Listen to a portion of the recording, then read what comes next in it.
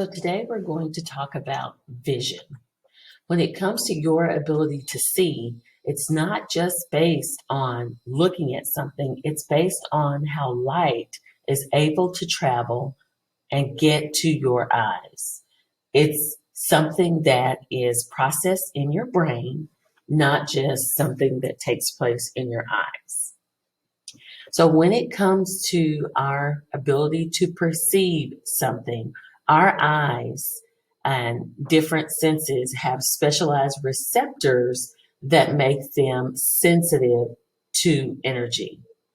The law of specific nerve energy states that activities by a particular nerve cell always conveys the same activity to the brain. So those impulses that represent light are always going to hit the neurons in the same way. If you take a look at this picture, light enters the eye in the center of the iris, called the pupil, which is here. Is then focused by the lens and the cornea near the rear surface of the eye, and it goes on to the rear surface of the eye, which is known as the retina, so it's going to come here into your lens, the cornea, and go into the retina. The retina is where all of your visual receptors are located. The left side of the world is going to strike the right side of the retina, and vice versa. The right side of the world will strike the left side. From above strikes the bottom half of the retina, and from below it's going to strike the top half. So cells that are located in the center of your eye are going to receive the message from your visual receptors and take those back to the eye. Those cells send those messages to the ganglion cells that are even closer to the center of the eye. Those axons in the ganglion cells are going to join one another, and that's what helps form your optic nerve and travel to your brain. So you can't see the ganglion cells, but you can see the optic nerve here.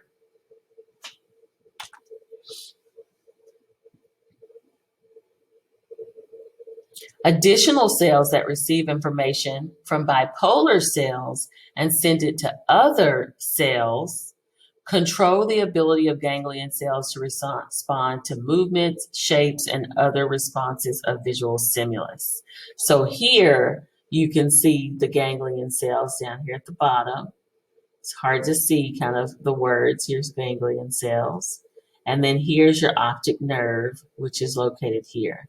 These are the Amacrine cells, are the ones that are able to also travel to help you see vision. The optic nerve has a bunch of ganglion cells that band together and they exit at the back of the eye, and that information is able to travel to the brain. The information as it leaves the back of the eye, that's the point at which it leaves the blind spot and contains no receptors. The fovea is the central portion of the retina and allows for acute and detailed vision. So this is like your fovea. It's packed tightly with receptors and nearly free of ganglion axons and also blood vessels. It needs to be free so that you can see properly those fine details. Each receptor, almost exclusively of the cones in the fovea, attaches to a single bipolar cell and a single ganglion cell known as a midget ganglion cell. Each cone in the fovea has a direct line to the brain, which allows the registering of the exact location of input. So our vision is dominated by what we see in the fovea. At the back, the periphery of the retina, there's a greater number of receptors, primarily rods. Rods are responsible for your ability to see in black and white. Those converge into ganglion and bipolar cells. Your cones are responsible for your ability to see color vision. Always remember cones see color and rods black and white. So here's a chart it's from your book that tells the difference between foveal and peripheral vision. So this is something I think you should make sure that you pay attention to so you're aware of these details. Once again, your rods and your cones. So in your retina, there's rods and there's cones. Rods are in abundance, about 120 million per retina. They help you see in black and white. And cones are most abundant in the fovea, and there's about 6 million per retina. And cones help you see in color. Though cones are outnumbered, they provide about 90% of the brain's input. So think about that. Cones don't have as many, but they're working hard. On average, 120 million rods and 6 million cones converge onto 1 million axons. Photopigments are the chemicals that are contained in rods and cones that release energy whenever they're struck by light.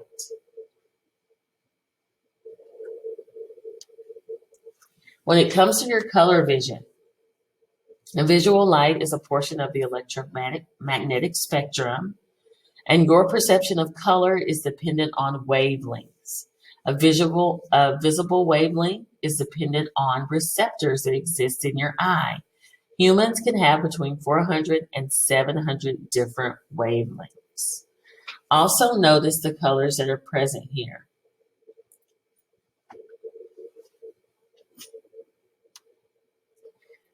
Our specificity of color vision is going to be dependent on specific receptors that exist in your eye. There are two major interpretations of color vision.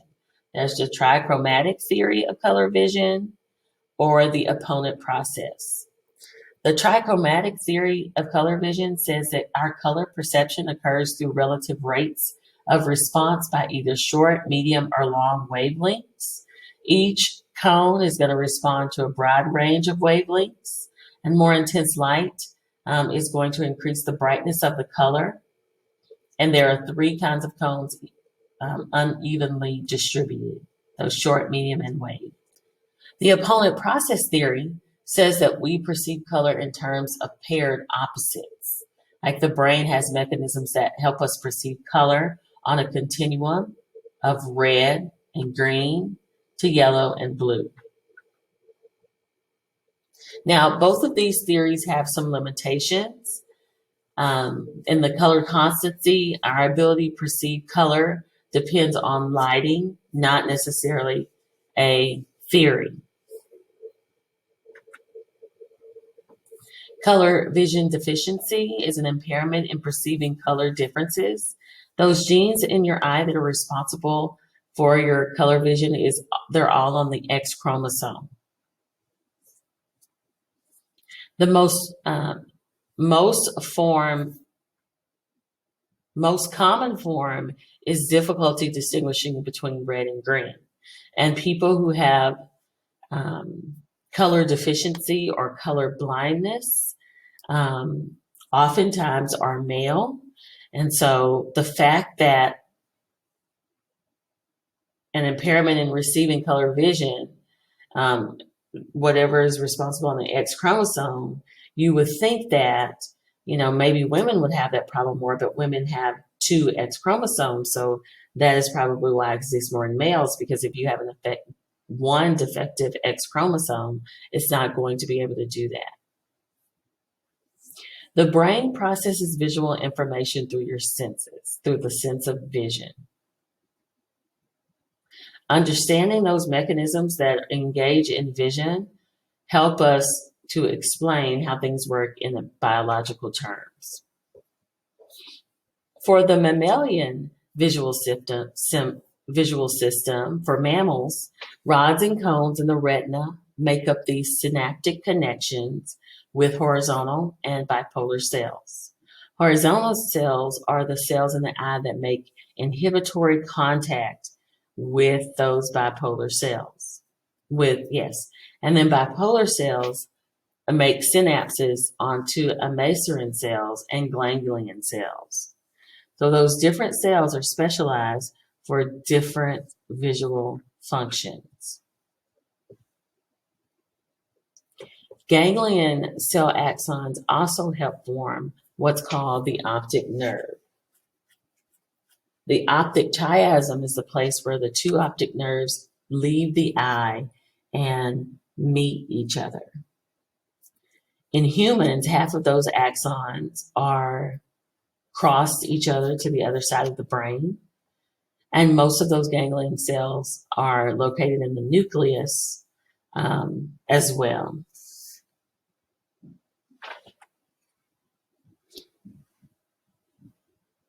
When it comes to lateral inhibition on the retina, this has to do with the sharpening of contrast to emphasize the border of objects. In order to do this, there's reduction in activity in one neuron by activity in neighboring neurons. So if you take a look at the squares below, and even if you just look at them without trying, you will probably see dark diamonds at the crossroads of each of the boxes. And that is because of lateral inhibition. Processing in the retina happens in the lateral geniculate nucleus. That's part of the thalamus. It's specialized for your visual perceptions, and it sends those axons to other parts of the thalamus. We know that all senses, except for olfaction, are processed in the thalamus. For further processing in our receptive field, we have to look at those areas where light strike the retina. Those ganglion cells are going to converge to form the receptive fields of the next cells. And you can see here, receptive fields is receiving vision into your eye, and they connect to those bipolar cells and give way to the ganglion cells. In primate receptive fields, those ganglion cells fall into three categories: Parvocellular, Magnocellular, and Koniocellular. The Parvocellular neurons are located in or near the fovea.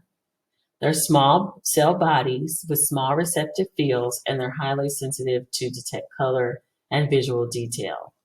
The magnocellular neurons are distributed evenly throughout the retina. They have very large cell bodies and visual fields, and are highly sensitive to overall patterns and movement.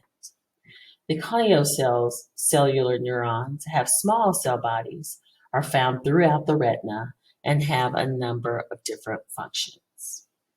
For your primary visual cortex, it is responsible for receiving information from the lateral geniculate nucleus and in areas that are responsible for visual processing. People who have damage to their V1 field can have, that's where your blind spot is located. And the blind spot means that you have an inability to respond to visual stimuli that you can't see. Hubble and Weissel in 1959 and then again in 1999 distinguished between the various types of cells in the visual cortex. They said there are simple cells, complex cells, and end-stopped or hypercomplex cells.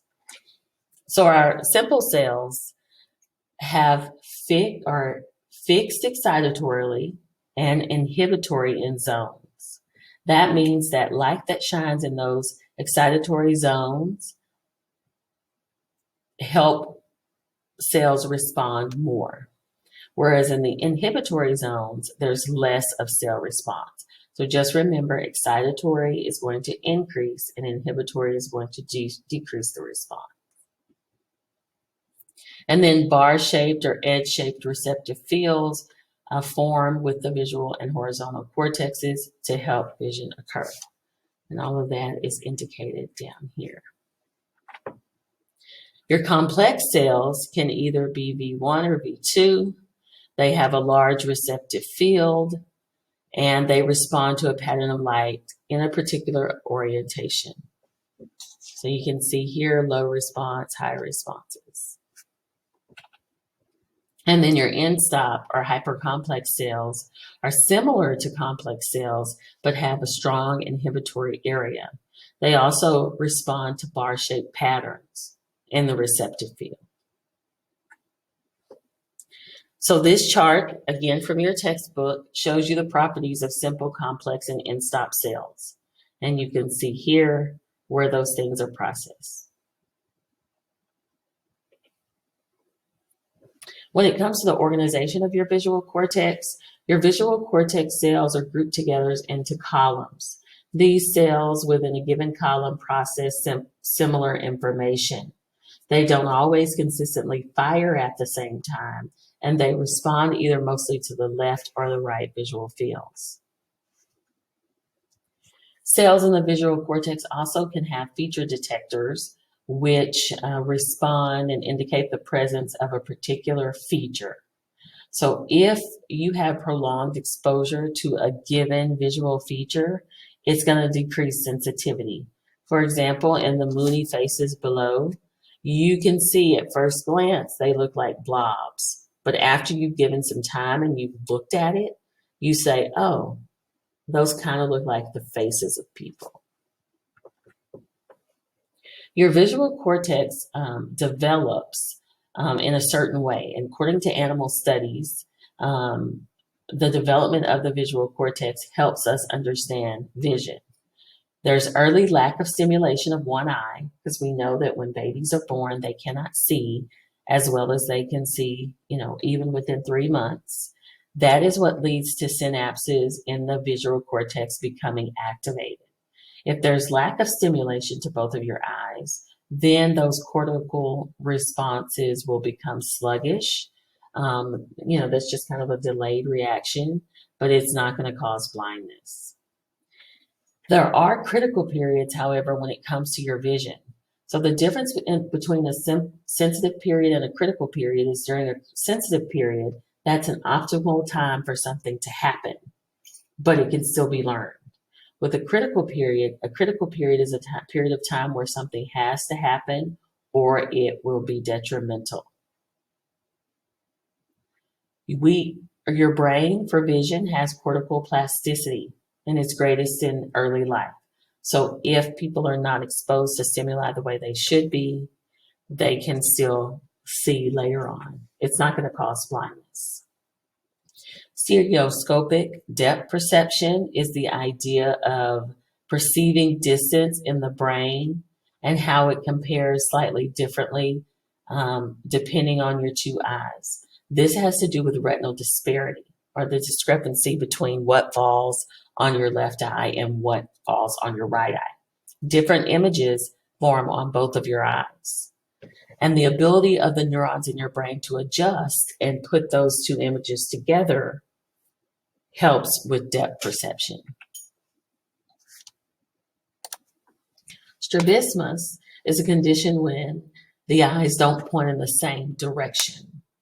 Many people also call this lazy eye, which can develop in childhood. And thankfully, by wearing a specialized type of glasses, that condition can straighten out.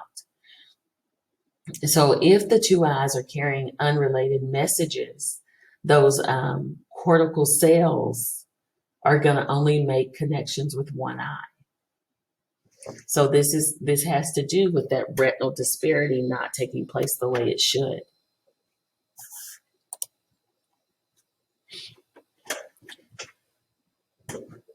If there's early exposure to a limited array of patterns, this can lead to nearly all of the visual cortex cells becoming responsive to only one pattern. And astigmatism is the blurring of vision for lines in one direction caused by asymmetric curvature of the eyes. 70% of infants have astigmatism because their vision is still being developed. But we also know that adults can also have astigmatism, and many people end up wearing glasses or contacts because of it. Instead of seeing in a circular pattern, their eyes see in more of a football-shaped pattern, where it's longer images.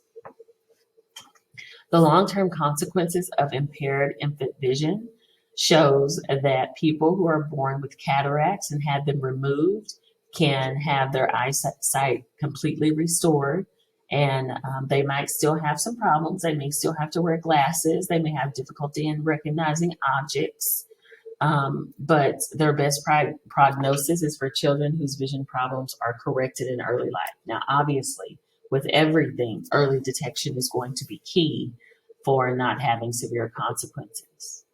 When it comes to parallel processing in your visual cortex, there are many different areas of the brain that can contribute to your ability to see. The ventral and dorsal paths are the V1 and V2 areas that process information. Information is transferred between area 1 and V2 in a receptive nature, so your different areas of your visual cortex. The ventral stream refers to the path that goes through the temporal cortex, which is where specialized cells are specialized for identifying and recognizing objects. Those dorsal cells are going to go through the parietal cortex, and that tells us the how, which is important for knowing how those things are happening. Damage to either of these could result in deficits, such as in the ventral stream, there could be difficulty in seeing where objects are, but they can see the objects but not identify them. And with the dorsal stream, they can identify the objects but not know where they are. When it comes to shape, cells in those receptive fields that help us with shape help us respond to identifiable objects. Those are very large and specialized cells in vision, and they move on. They can come from simple cells and on to complex cells and then go to various areas of our brain. The inferior temporal cortex contains the cells that help us respond to complex shapes. Visual agnosia is the inability to recognize objects despite having normal vision. This could be caused by damage to one area of the temporal cortex. Face recognition occurs for infants soon after they're born, but you can have, face recognition agnosia as well, and that facial recognition continues to develop gradually into adolescence. Newborns are going to show a strong preference for right side up face, and their face recognition will continue to develop when they're exposed to different faces.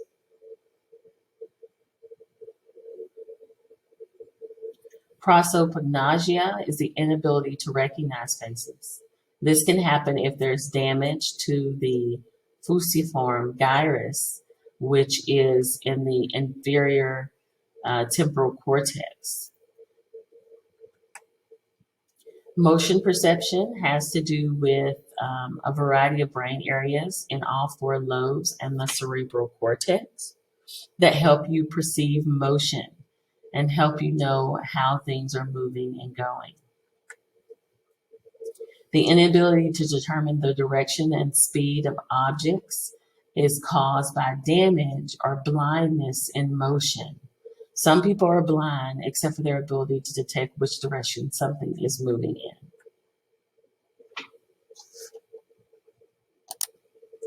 Saccades are several mechanisms that help prevent confusion and blurring of images during eye movements. These are very quick eye movements that occur that help us see things clearly so that our vision is not blurred.